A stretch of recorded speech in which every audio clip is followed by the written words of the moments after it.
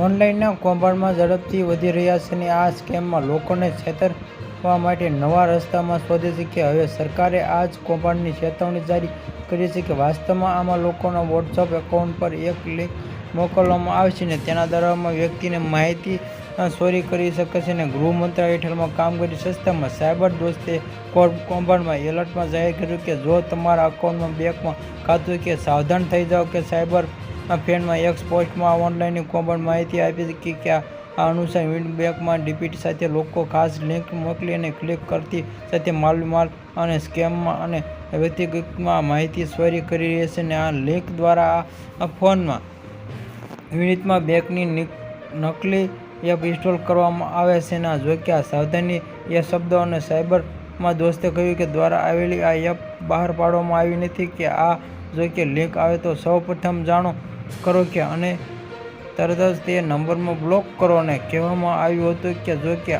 કોઈ અંગત માહિતી માંગે તો ભૂલથી પણ તમારી અંગતની માહિતી શેર ન કરો. લોન એપ્લિકેશન માટે ચેતવણી તેમજ જણાવી દઈએ થોડા દિવસ સાયબર સેલની ચેતવણી હેઠળ જાહેર કરવામાં આવી છે.